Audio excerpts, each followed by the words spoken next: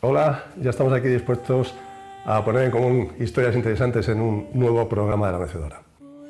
Se ha puesto de moda últimamente cuestionar la labor que España realizó durante siglos en todos los lugares del mundo donde estuvimos presentes. Ahora se dice que debemos pedir perdón por ello. En fin, por lo que a mí respecta, pueden esperar sentados. En la balanza de la labor española son infinitas las cosas bien hechas en comparación con aquellas que sin duda pudieron hacerse de otra forma.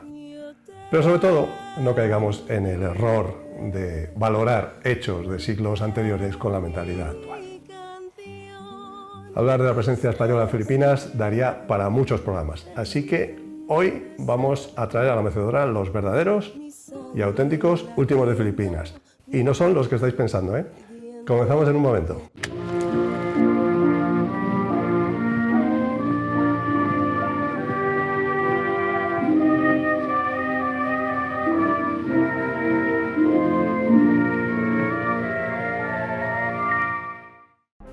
Filipinas, 7.107 islas, unos 300.000 kilómetros cuadrados y 1.850 kilómetros desde el punto más septentrional al más meridional. El 16 de marzo de 1521, Fernando de Magallanes y sus hombres llegaron a un nuevo archipiélago al que llamaron San Lázaro, las actuales Filipinas. No será hasta 1565, bajo el reinado de Felipe II, cuando Miguel López de Legazpi tome posesión para España. Será territorio español hasta 1898, 333 años.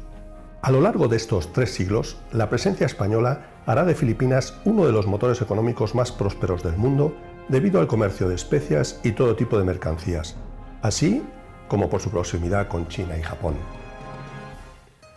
Manila, a finales del siglo XIX, llegó a tener 300.000 habitantes, convirtiéndose en la tercera ciudad española más poblada, por detrás de Madrid y Barcelona.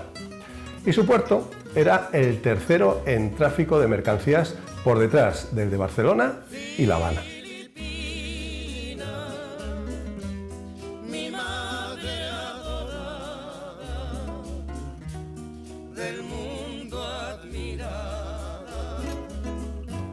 Las Filipinas fueron el territorio español con más autonomía de aquella época.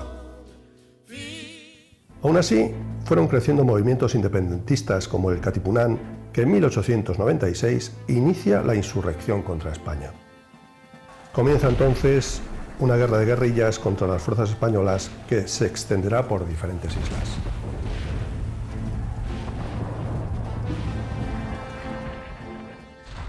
La pacificación llegará el 23 de diciembre de 1897 con el Pacto de Biak-Navato, por el que los líderes insurrectos se exiliaban a Hong Kong a cambio de dinero.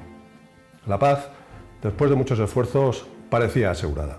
Pero fue entonces cuando entró en escena un actor imprevisto. La situación estratégica de las Filipinas y su riqueza hicieron que Estados Unidos fijara sus ojos en ellas, al igual que lo había hecho en Cuba. Sus 2 focos de expansión, Asia y el Caribe. Llamados por el interés comercial, los Estados Unidos comienzan una ofensiva diplomática y terminará declarando la guerra a España tras acusarnos del hundimiento del acorazado Maine en Cuba.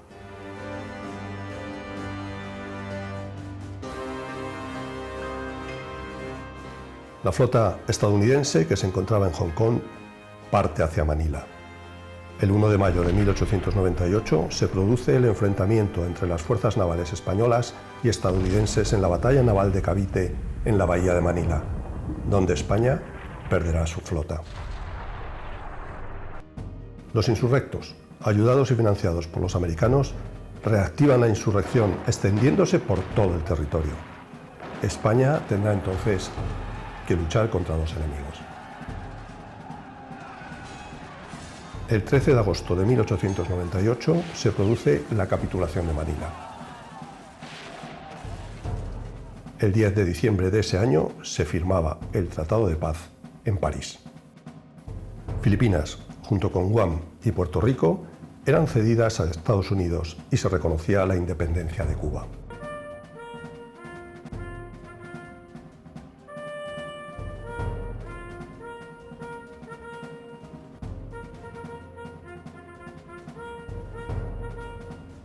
Una de las consecuencias de la guerra en Filipinas fue el abandono en las islas de cerca de 13.000 españoles en manos de los insurrectos filipinos, sin que se hiciera nada por rescatarlos. Militares, funcionarios, sus familias, así como frailes y sacerdotes, se convertirían en prisioneros. Al principio pensaron que sería una situación pasajera, pero nadie movió un dedo para traerlos de vuelta.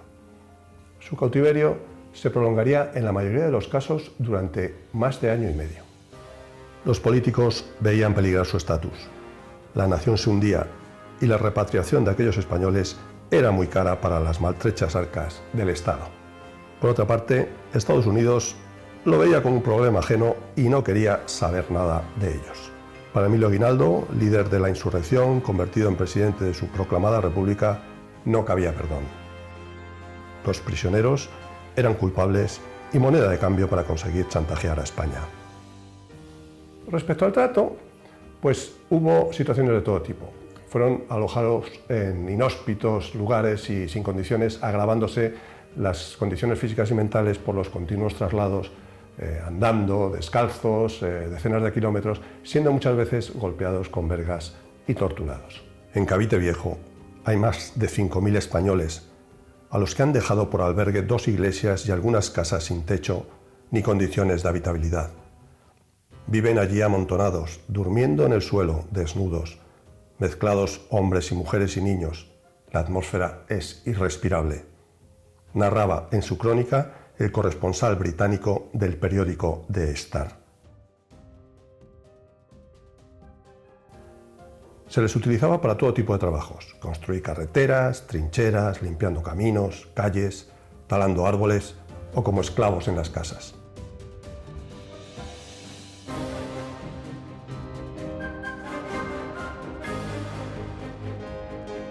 Pero bueno, también hay que decir que se produjeron casos de ayuda y compasión debido a la antigua hermandad de los habitantes de la isla. Pero Aguinaldo respondió con un decreto por el que amenazaba con 20 años de prisión a todo aquel que ayudara a algún prisionero español. Con esa baza, el líder filipino abrió negociaciones con el gobierno español, que no realizaba esfuerzos suficientes para solucionar el problema. El 15 de enero de 1899, se publicaba en el periódico El Imparcial un ataque directo al gobierno español y a su presidente, Sagasta, llamando la atención sobre el caso, dando a conocer a la opinión pública la falta de interés. Casualidades de la vida, al poco tiempo se conseguía la liberación de los prisioneros civiles y militares enfermos o inútiles. El 5 de febrero se desataba la guerra entre los filipinos y los Estados Unidos, antiguos aliados. Ese mismo mes se firmaba en Madrid el indulto a los filipinos prisioneros en España, pero llegaba tarde, ya que a Aguinaldo solo le interesaba entonces conseguir recursos para la guerra, cambiando los términos de la negociación, llevándolo al ámbito económico. Por otra parte, a los americanos no les interesaba que se consiguiera liberar a los españoles, ya que eso supondría que habrían llegado recursos a sus enemigos filipinos. Ni unos ni otros estaban dispuestos a favorecer la libertad de los prisioneros. Las negociaciones se prorrogaron durante meses. En este contexto, unos pocos valientes españoles que no se habían rendido quedan sitiados en la iglesia del pueblo de Valer.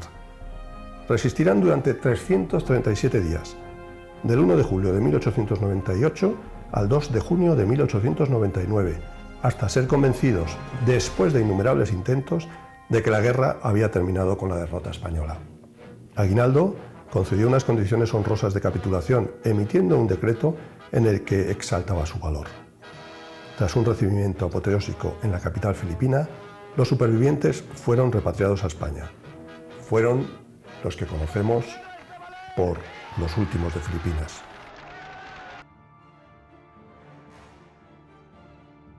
Pero no, todavía quedaban 9.000 españoles presos en manos filipinas. Las negociaciones no avanzaban, entre otras cosas por la presión de los americanos sobre el gobierno español, y los mediadores de varias organizaciones españolas pues fracasaban en todos sus intentos.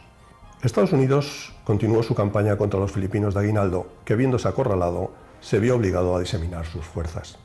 Este movimiento favoreció el abandono paulatino de los prisioneros, ya que se habían convertido en un estorbo, y su liberación se fue consiguiendo. Muchos de ellos lograron llegar a campamentos americanos donde fueron recibidos por los comisionados españoles en la negociación. Poco a poco fueron recobrando la libertad, iniciándose labores para su repatriación. Entre diciembre de 1899 y enero de 1900 regresaban la gran mayoría de los supervivientes, unas 6.000 personas, muchos de ellos dados por muertos por sus familiares. Los héroes de Valer llegaban a España el 1 de septiembre de 1899. Los últimos buques de repatriados llegaron en abril de 1900. En 1903 conseguía escapar de la esclavitud Luis Checa Martínez, un conquense dado por muerto y que, al igual que otros españoles anónimos, fueron los grandes olvidados y, por supuesto, los auténticos últimos de Filipinas. ¿Quién tendría que pedir perdón? ¿España? ¿Estados Unidos? ¿Filipinas? Mirad, la historia encierra muchos hechos que pudieron haberse resuelto de otra forma, pero no se hizo. Lo único que tengo claro es que los españoles debemos estar orgullosos de nuestra labor en los lugares en los que hemos estado presentes. Bueno amigos, hasta aquí el programa de hoy. Espero que os haya resultado interesante. Nos vemos pronto. Un saludo.